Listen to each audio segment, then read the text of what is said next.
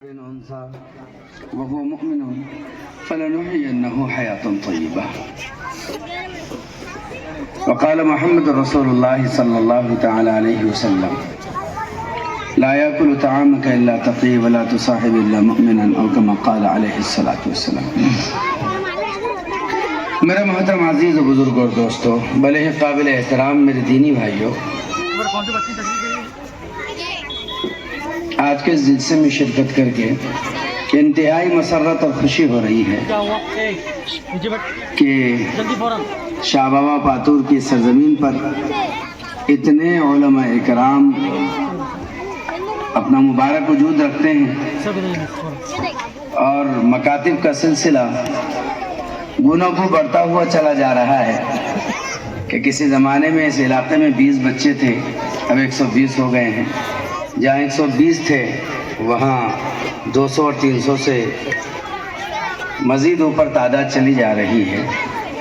اللہ تعالی محنت کرنے والوں کی محنتوں کو قبول فرمائے، بے انتہا دنیا اور آخرت میں اجر سے مالا مال فرمائے.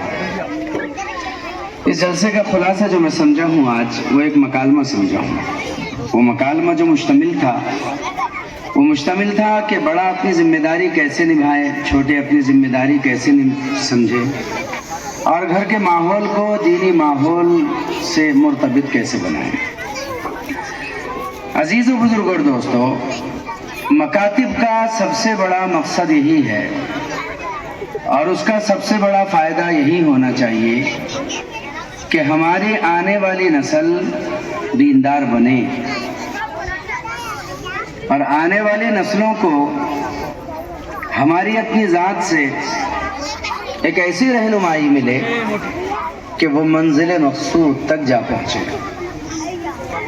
اس لیے کہ گھروں کا ماحول جو خراب ہوتا ہے وہ صرف گھروں کا ماحول خراب نہیں ہوتا بلکہ نسلیں برباد ہو جاتی ہے.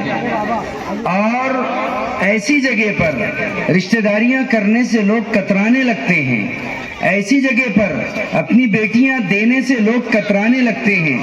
معاشرے میں ان گھروں کا کوئی مقام نہیں ہوتا جن گھروں میں داخلی جھگڑے اور آپسی چپقلشیں اور آپسی جنگیں اور لڑائیاں چلتی رہتی ہے. گھریلو ماحول کو پاک کرنے کے لیے ہمیں کسی اور کی طرف دیکھنے کی ضرورت نہیں ہے. ہمارے لیے جناب محمد الرسول اللہ صلی اللہ علیہ وسلم کے ذات گرامی ایک بہترین اسوہ ہے، بہترین نمونہ ہے.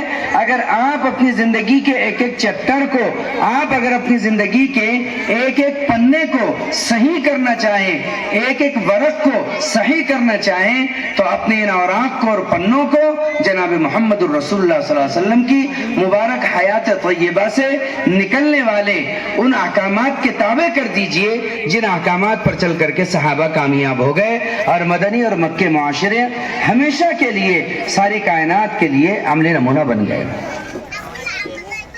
ایک باپ کی ذمہ داری کیا ہو، بڑے بھائی کی ذمہ داری کیا ہو، گھر میں ایک ماں کی ذمہ داری کیا ہو، بڑی بہن کی ذمہ داری کیا ہو، خسر کی ذمہ داری کیا ہو، ساس کی ذمہ داری کیا ہو، نند کی ذمہ داری کیا ہو، بھاوج کی ذمہ داری کیا ہو، دیورانی کی ذمہ داری کیا ہو، جیٹھانی کی ذمہ داری کیا ہو، دیور کی ذمہ داری کیا ہو، جیٹھ کی ذمہ داری کیا ہو، بھتیجے کی ذمہ داری کیا ہو، بھانجے کی ذمہ داری کیا ہو، پھوپھی کی ذمہ داری کیا ہو، دادی نانی کی ذمہ داری کیا. احکامات پر عمل انیک شکل میں کرتا ہے.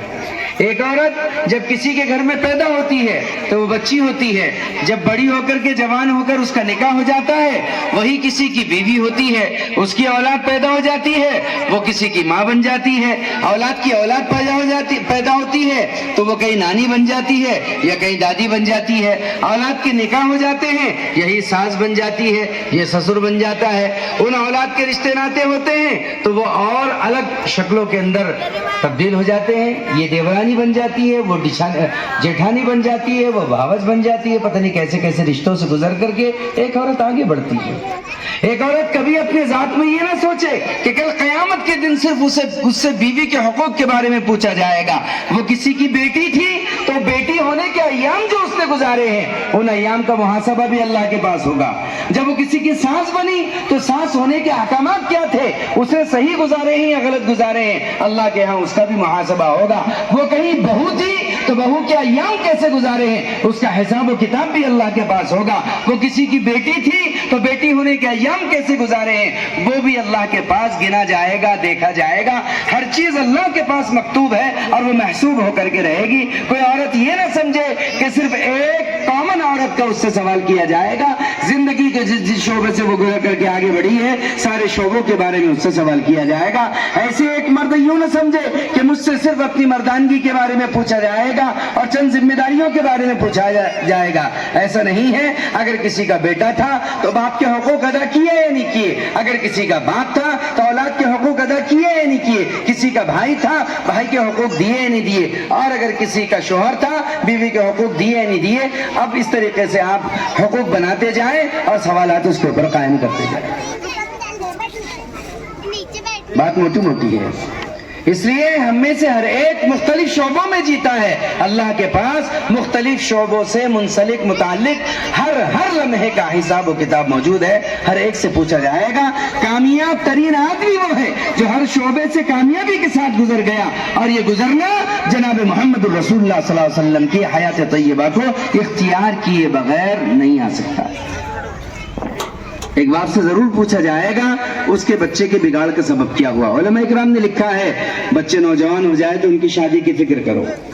2 بج رہے ہیں, بچہ گھر میں آ رہا ہے. کیسے ماں باپ ہیں ہم, بچے چوراہوں پر بیٹھے ہیں. کیسے ماں باپ ہیں ہم, بچے سگار پھونک رہے ہیں. کیسے ماں باپ ہم, بچے غلط لتوں میں پڑے ہوئے ہیں. اس کا محاسبہ کون کرے گا؟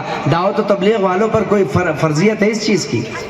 کوئی ذمہ داری ہے اس پر کہ اولاد تمہاری بگڑے اور سدھارنے کے لیے کوشاں وہ ہو جائے؟ ان کا احسان ہے کہ جو چیز ان کے اوپر لابدی لازم نہیں ہے انہوں نے اپنے اوپر اس کو فرض کر رکھا ہے اور اپنا وقت جان مال لے کر کے پیچھے پڑے رہتے ہیں.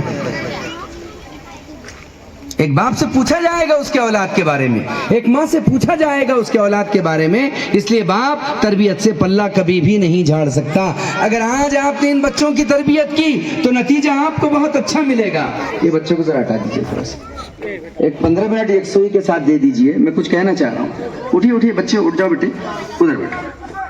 آپ بھی ذرا تھوڑا سا بچوں کے درمیان میں چلیے, ذرا تھوڑا بچوں خاموش کرا دیجیے. یہ کبھی بھی نہیں ہو سکتا کہ ایک باپ سے اس کے اولاد کے بارے میں کل قیامت کے دن سوال نہ کیا جائے. ہر حال میں ہوگا اور ہو کر کے رہے گا. اگر تمہاری اولاد نے جرم کیا ہے, کل قیامت کے دن اللہ کے سامنے تم اس حال میں حاضر ہوگے, تم ایک ناکام باپ کہلاؤ گے. اگر تمہاری بیوی کی زندگی کے سامنے اپنے آپ کو ثابت کر کے دکھاؤ, یہ کیسے ہو سکتا ہے؟ تم ایک کامیاب ماں اپنے آپ کو اللہ کے سامنے کھڑی ہو کر کے دکھاؤ. ضروری ہے ایک ماں کو ماں بن کر دکھانا ہوگا, ایک باپ کو باپ بن کر دکھانا ہوگا. آپ کا ماں پنا اس وقت تک باقی ہے جب تک آپ بچوں کی تربیت میں لگی ہے. اگر آپ نے بچوں کی تربیت سے اپنا آنچل اپنا سایہ ہٹا لیا,